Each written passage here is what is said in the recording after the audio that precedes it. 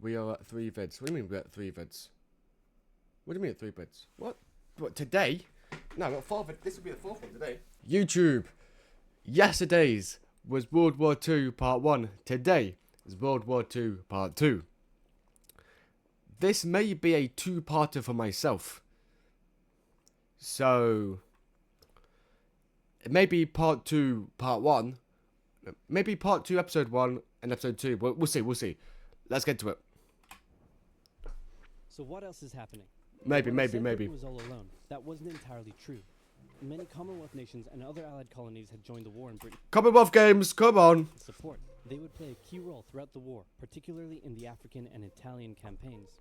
On the Axis side, Germany, Italy, and Japan signed the defensive tripartite pact, bringing their military alliance even closer together. The Soviet Union's war against Finland should have been an easy victory, but it became a humiliating struggle, and their military ineptitude was put on full display. In the end, they did force the Finns to sue for peace. Then, they continued their honorable campaign of pushing around much smaller countries by annexing the Baltic states and part of northern Romania. France's colonies in equatorial Africa were like, heck no, we aren't going to join the Germans, and they all pledged their allegiance to free France, except for Gabon, which had to be taken by military force. The Allies also tried to capture the strategic port of Dakar, but that ended in failure.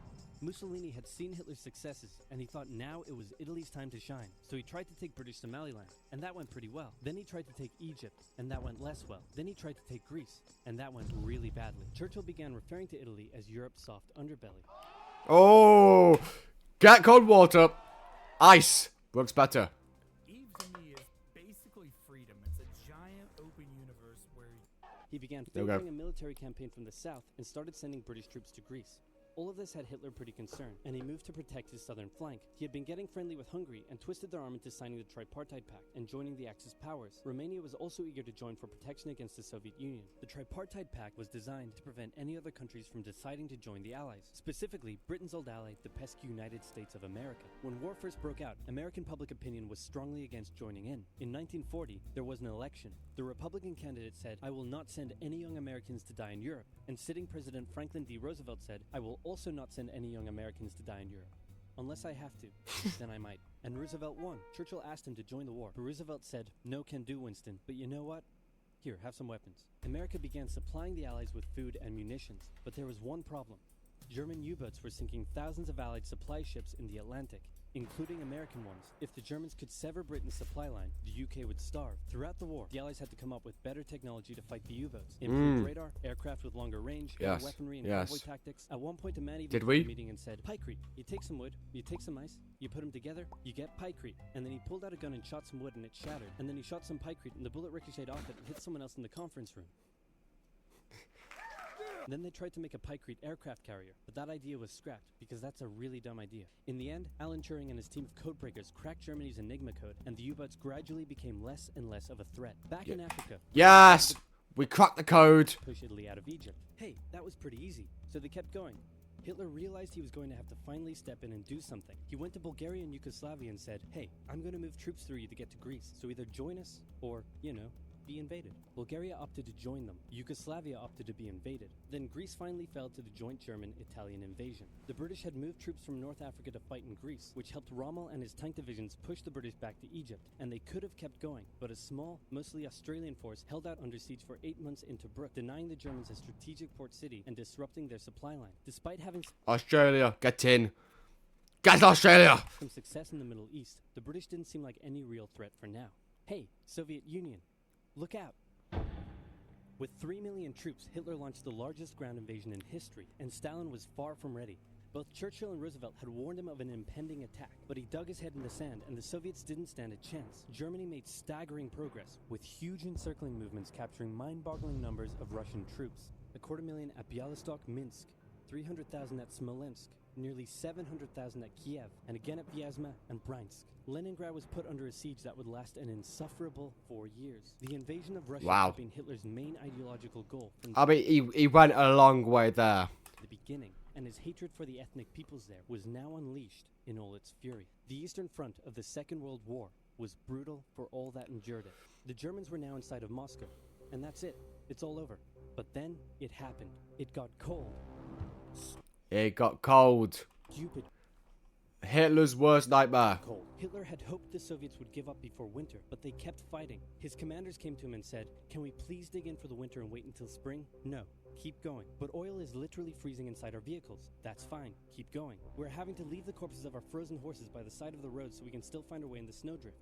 "Perfectly normal. Keep going." Hitler hadn't given his millions of men winter clothing and supplies because he thought he really should have won by now. Then, Stalin called in troops from the Siberian front, specially trained to fight in the extreme cold, and the Germans were no match. They were now being pushed back. They had no choice but to dig in and wait for winter to end. Germany's victories were staggering, and Japan was eager not to miss the victory bus. Their war in China had come to a standstill, but they wanted to keep expanding their sphere of influence and getting those sweet, sweet raw materials. They began making plans to expand southward, but there was a problem. Southeast Asia was heavily colonized by America and Great Britain. It was also full of ocean. Ocean meant naval combat, and there was no way the Japanese Navy could stand up to the US. No, they could not. So they thought, wouldn't it be nice if we could destroy their navies before we begin our conquest?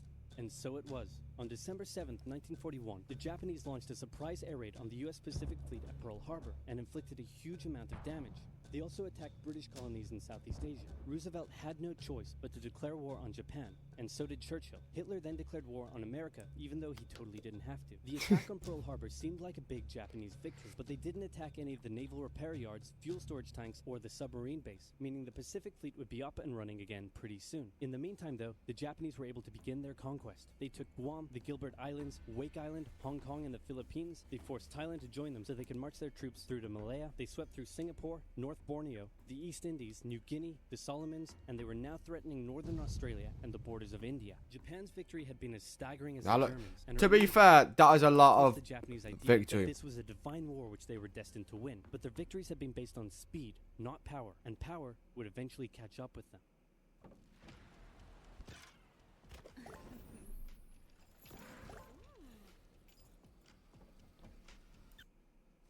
For now, though, in all occupied nations, the people suffered. Persecution, forced labor, harsh punishments for any who spoke out against their occupiers. In Europe, the Nazis were rounding up ethnic minorities and other unwanted groups and individuals. In particular, millions of Jewish people would suffer through the terrible events of the Holocaust. Brave resistance movements rose up in defiance of their invaders, while the people held out for hope. And hope was coming. Winter was over, and Hitler could continue his push eastward. But this time, he switched up his strategy. He wanted to focus on the south. His plan was to cut off the Russian armies in the Caucasus, an area full of oil, and then invade the Caucasus and take all the oil. His forces moved across the north with ease, and Hitler got cocky. He rerouted the 4th Panzer Army south early, leaving the 6th Army to complete the encircling movement alone. Didn't To do work. so, the 6th Army had to reach and take the key Soviet city of Stalingrad. The Russians defended it fiercely, and Stalingrad saw some of the harshest fighting of the entire war. Never The saw that. Soviets held up the I never saw this battle. I guess I wasn't around for that. German advance for 5 months as they battled in the war-torn city, which bought them valuable time. When the Germans had first launched their invasion a year earlier, the Soviets had moved their factories to the east. Those factories had been building a butt-ton of tanks and aircraft and getting the Soviet army up to scratch. Now, it was ready. Stalin gathered his Is this the Apprentice music? new and improved forces around the city, and in an attack that resembled Hitler's own encirclement tactics, they began surrounding the 6th Army. Hitler's commanders came to him and said, "Hey, maybe we should retreat." But Hitler said, "No, you stay." The entire 6th Army was trapped and had to surrender. With complete air superiority, the Soviets started pushing westward. For Stalin, it was a resounding victory. For Hitler, an absolute catastrophe.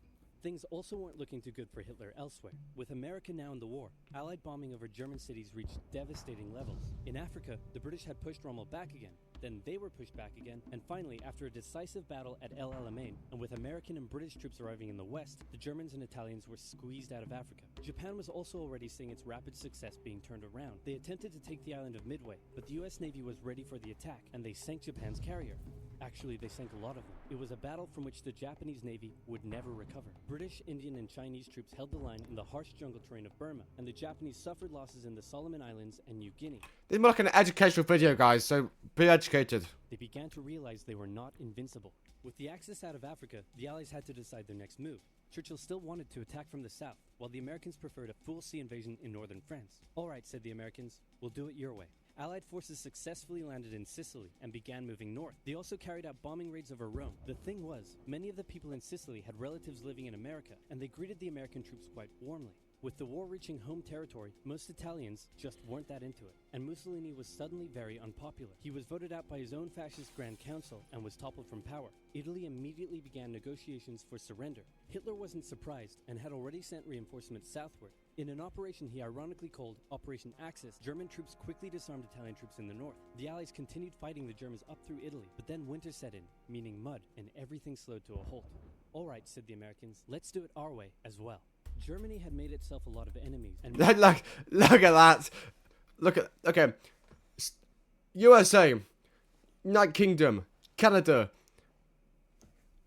French forces, Polish, French, Australia, Belgium, Czechoslovakia, Greek, Luxembourg, Dutch, Netherlands, New Zealand, Norway, Danish. millions of Allied troops had been Wow. gathering in England as factories worked around the clock producing the war material needed for a super crazy massive, the likes of which the world has never seen before, invasion of Europe. The Germans knew an Allied invasion would come, but they didn't know where it would land. Thanks to Allied deception tactics, they thought there was a pretty good chance it would come at Calais. But the Allies were really going to land in Normandy because it was less fortified and the beaches were nicer. Under the careful planning of General Right. Dwight D. Eisenhower, You gotta think of the beaches. Well, when you're going for an invasion of a world war, you have to think of the beaches.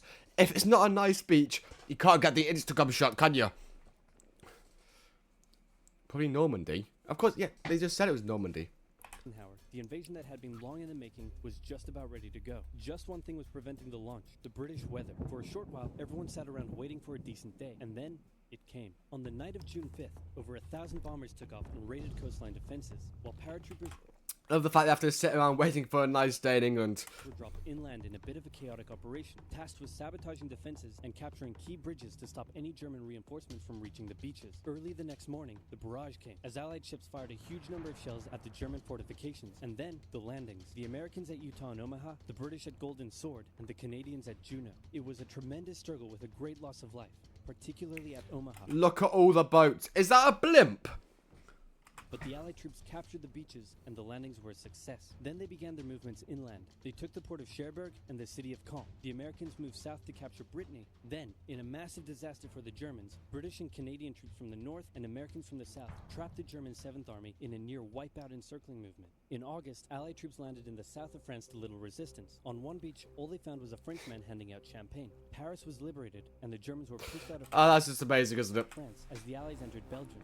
In the Far East, the Allies started to push the Japanese out of Burma, as the Americans launched a two-pronged offensive in the Pacific. In the south, General MacArthur led the push to liberate the Philippines, while General Nimitz oversaw the brutal island-hopping campaign. American forces had to make hard-fought landing after hard-fought landing on fiercely defended small islands as they moved steadily towards the Japanese mainland. The Japanese believed that the greatest thing a person could do was to die in battle, and the most dishonorable act was to surrender. As a result, they fought ferociously to the very end, and the closer the Americans got to the mainland, the more ferocious the resistance became. In February 1945, the Americans captured the island of Iwo Jima, and an intense firebombing campaign of Japan's wooden cities began. The Allies suffered some setbacks. Wouldn't exactly call wooden cities a winning a war country. Trying to liberate the Netherlands, but they were making progress and were now threatening the industrial heartland of Germany. Hitler's health, both mentally and physically, was rapidly deteriorating. Things were looking bad, and he was desperate. He said, "We need to turn this thing around, and I have just the trick. Remember a few years back when we blitzkrieged through the Ardennes and trapped the Allied forces in Belgium? Well, I'm going to do the exact same thing. Again." He gathered his forces and tried to pound them through the Ardennes. He used up the remainder of Germany's strength and resources, and he managed to create quite a nice bulge. He also trapped some American forces in the Belgian town of Bastogne. The Germans sent the trapped Americans a message saying surrender or be annihilated. When it was read out to the commanding officer, he said, "They want to surrender? No, sir, they want us to surrender." Nuts! And that's what they sent off as their official reply. General Patton's Third Army then managed to break the siege from the southwest, and the Germans were pushed back. Hitler's last-ditch attempt had failed, and what followed was a total collapse of the German forces. The Allies pushed into Germany from both sides. The Soviet Union took Come on. Warsaw and kept pushing to Berlin. In his bunker, Hitler realized all hope was lost. Berlin fell, and with it, Hitler's dreams of a great German empire. Two of the He killed himself. Axis nations had been knocked out. Also killed his family. One to go. The Americans began their assault on Okinawa, the last island before they would reach the Japanese mainland. The desperate Japanese fought hard, launching kamikaze attacks on the US ships. The citizens of Okinawa suffered through the terrible fighting, but in 2 months, the island was captured. The Allies now had to make a choice: either continue the devastating struggle up the Japanese mainland, or they could try to coerce the Japanese into surrendering now. In July, the first successful atomic bomb test took place in New Mexico, and the destructive weapon was ready for use. America and the UK were also seeing the Soviet Union not so much liberating as occupying its captured territories, and so they wanted to put on a show of force. On August 6th, the A-bomb fell on Hiroshima. Then, on the 9th, Nagasaki. The cities were reduced to rubble, and for the people living there, it was a terrible fate. Yeah, it was like the biggest bomb in the world at that point, I think. It achieved their main aim. In September, the emperor announced Japan's surrender, saying the war situation has developed not necessarily to Japan's advantage. After 6 years, war was finally over. The Allies occupied Japan for 8 years. The emperor was allowed to keep his position, but General MacArthur made sure this picture was printed in the Japanese press to display to the Japanese people Doesn't look very happy. that their emperor was not the divine, powerful being they had believed. Germany was divided between America, the UK, France, and the Soviet Union. In 1949, the Allied sectors were united into West Germany. The Second World War had been more terrible and destructive than the first. In its aftermath, two major superpowers with two very different ideologies had come out victorious, and the tension between the two of them would create a new kind of war. A very, very cold one. Oh dear. Wow, Churchill, that looks just like me. And your app is doing really well. Okay. Alright. Thank you for watching the video. Maybe a two-parter. I will see how I feel about it. Actually, it could be a two-parter in one day. You know what I'm trying to say? Nice cheeky two-parter in one day. Yeah. That's warm. That's warm.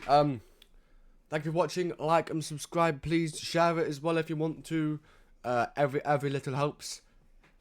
Don't know what shot was from. Tesco, Sainsbury's, something like that. Thank you. Socials and bios. Thank you for watching. Really appreciate it. Thank you.